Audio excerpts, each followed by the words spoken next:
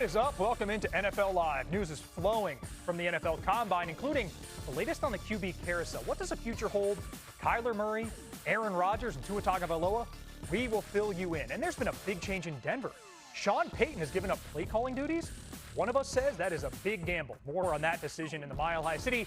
Plus, in Philly, always seems to be change. After Nick Sirianni said there's no guarantees that A.J. Brown will be back next season, what's next out wide for the Eagles? And officially a happy Combine Eve to all who observe. We have 13 personnel package here on NFL Live. Booger McFarland, Dan Graziano, Peter Schrager. I am Phil Murphy, and we'll hear from a lot of voices on the ground in Indy. It is the epicenter of the NFL universe all week.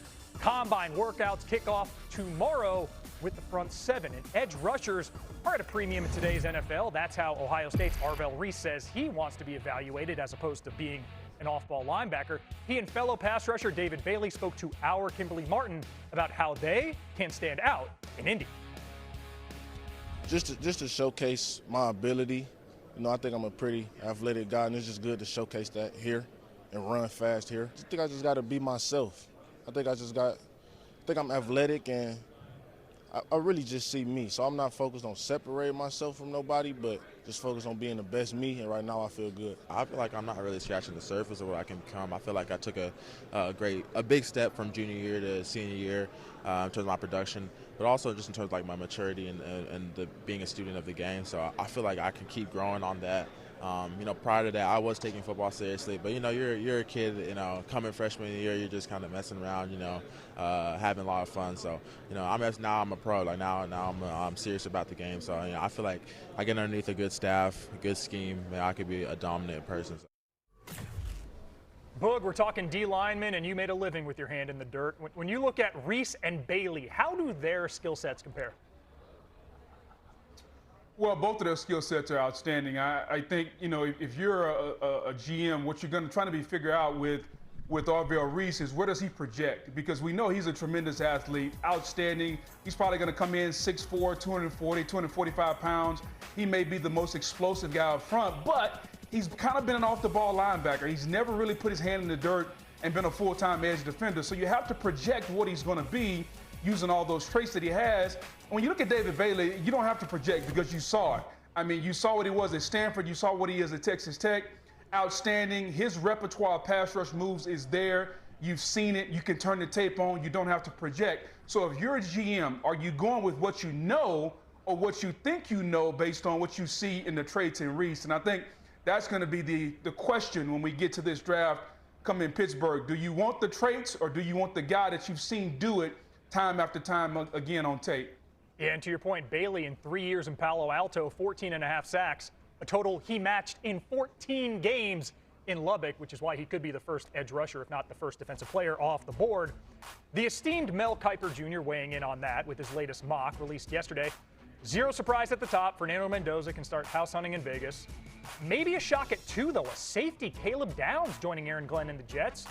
Downs one of 2 Buckeyes in Mel's top 5, the other being the aforementioned Reese, number 4 overall to Tennessee, and new defensive-minded head coach Robert Saleh. So Schrags, the Jets and Cardinals probably should not expect Fernando Mendoza to be available to them, but with their needs, knowing it's best available otherwise, what should their thought processes be? Phil, this is actually very fourth wall meta. I am sitting here in the building at Lucas Oil, and all the defensive linemen are walking by me as we speak behind the camera. And I'm going to tell you this in a whisper because I don't want to offend anybody. This isn't the best draft to have the number 2 overall pick because there's no slam dunk number 2 overall pick. I got to be quiet. If Arvell Reese sees me, I don't want him to come after me. But truthfully, this is one of those weird years where usually there's like a quarterback prospect, and then you got a Myles Garrett, or then you got an Aiden Hutchinson. This might not be that. So you could see a Caleb Downs be elevated to number 2. You could see a Carnell Tate go up all the way to number 2. This is one of those drafts where it's to each his own. There's 31 flavors. You might like David Bailey more than you like Reese, so then take Bailey. There is no slam dunk at any of these as like a Hall of Fame prospect. Myles Garrett isn't in this draft. Joe Thomas isn't in this draft. And there certainly isn't that wide receiver or cornerback in this draft. So it makes it a really tricky spot for the Jets and the Cardinals, who obviously would love to be entertaining the Fernando Mendoza conversation. They sit at number 2, number 3, and it's like, okay, so I guess we like this guy. This is why the workouts matter and why the drills matter and why the interviews matter, because maybe one of these prospects can razzle-dazzle and perform and really make their case for why they belong to be the number 2 and number 3 picks off the board. Yeah, I think that's a really good point, because we've gotten so used to seeing multiple quarterbacks go at the top of the draft, and this is apparently not a year where that's going to happen. So that not only means that the Jets and Cardinals sitting at 2 and 3 have to think about what the other positions are that they need, but it also means that a trade down to amass more picks is less likely, because usually if teams are coming up to that point in the draft, it's for a quarterback, and it doesn't seem like that's going to happen this year. So I think you look at the Jets and you look at Arizona at 3, you know, the team needs are what they are. The Jets need playmakers on defense. They did not have a single interception, as everyone has heard 100 times since the end of the season. They need playmakers on defense. You know, you could go offensive line there, but the Jets have done well drafting offensive tackles in recent years, so it's not that big of a need. Arizona, whoever's left, your favorite among the offensive tackles or the big defensive playmakers up front. So, yeah, very interesting year in the draft, because we've seen multiple quarterbacks go at or near the top of the draft just about every year for a while now, and this year is not going to be like that. Yeah, and with Aaron Glenn as a head coach for the Jets, it's just staggering. Himself a former first-round pick defensive back. The team could go 17 games without an interception. Defensive back, not a concern in Denver, but a measure of surprise for the Broncos this week. Some news coming out of the Combine after Denver won the AFC West, went all the way to the AFC title game. First, Sean Payton fires longtime colleague Joe Lombardi as OC, then hands play-calling reins to his new OC, Davis Webb, a decision Payton explained yesterday. He's extremely talented.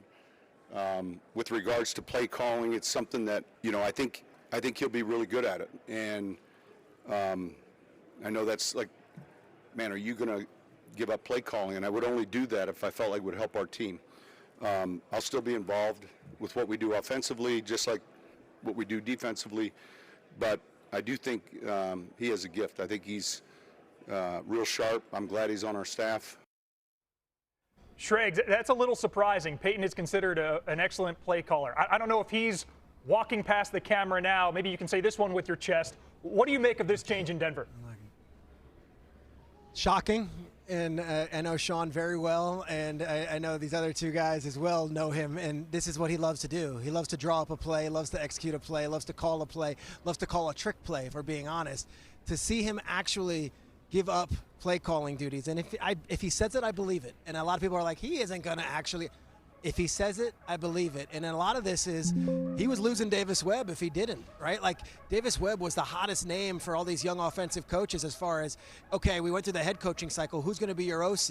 You see Declan Doyle at 29 years old get hired by the Baltimore Ravens. There was opportunities for Davis Webb across the league to be a play-calling offensive coordinator. So he gets that title, and he gets that responsibility from Sean Payton. I will say this. Pete Carmichael 1 year under Sean Payton did call plays, so it's not unprecedented. Yeah. But when the rubber hits the road and we're talking about an NFC championship game or an AFC championship game, we're talking about a big spot on a 4th down, I'm curious to see who's actually making the final call there. There's no question, because, Peter, you know this. If you've stood on the sideline during a Sean Payton coached game, the receivers and the tight ends and the running backs that come off the field, they don't go more than 2 feet from him, because they know he could just put them right back in the next play. It's like you're watching a mastermind at work, and to the idea that he would give that up is shocking to a lot of people. It says something about Davis Webb, as Sean explained, and also, it may be the kind of thing you have to do in order to keep Davis Webb as your offensive coordinator in a year in which he did generate a lot of interest as an OC candidate and in some cases as a head coach candidate. So I think what you have here is a situation where, especially if it goes well, Davis Webb becomes an even hotter head coach candidate a year from now, and in that case it might be a situation where this only is in place for 1 year. I think there are a couple of things at play here. Schrags, I'm going to see if you can follow me here. Let's take a look at the relationship between Sean Payton and Bo Nix. I saw them a couple of times on the sideline. There were some heated conversations. I wouldn't be surprised if the relationship between Davis Webb and Bo Nix may be just a little bit better from a standpoint of age. The communication gap is a little bit different between Davis Webb and Bo Nix. That's number one. Number two, Graziano, you mentioned the fact that Davis Webb had opportunities to go elsewhere. So when you add this up, like my job is always to try to figure out the how and the why. Like, why is Sean Payton giving up? Sean Payton just is not going to voluntarily give up play calling. But if you put 2 and 2 together, the relationship between Davis Webb and Bo Nix, and the fact that Davis Webb could have left, hey, how can I keep this guy and keep this simpatico going? Oh, let me give up play calling, let me appease Bo Nix, let me appease Davis Webb, and I'll step back and see if I can keep my hands off of it. I don't know, Straights, if I'm reading too much into it, but it seems like that could be a possibility of morphing those two things together. Look, and then there was the whole revealing of the ankle injury and all that. So all you're connecting in the dots is kind of the work that Graz and I like to do and try to put together things. But the truth of the matter is, I think this was survival mode. We love Davis Webb. We don't want him going to a division rival, that's for sure. And if we have to give him some more responsibilities and a new title, maybe we have to give that up for the better of the team. And Boog, you were talking how and why the Broncos tied a franchise record with 14 wins last season. How, a good number of those fourth quarter comebacks. The why, Sean Payton admitted in Indianapolis, they weren't good enough through 45 minutes of many of those games. Yeah. We've got a lot more than 45 minutes left on NFL Live, including the mystery of Kyle.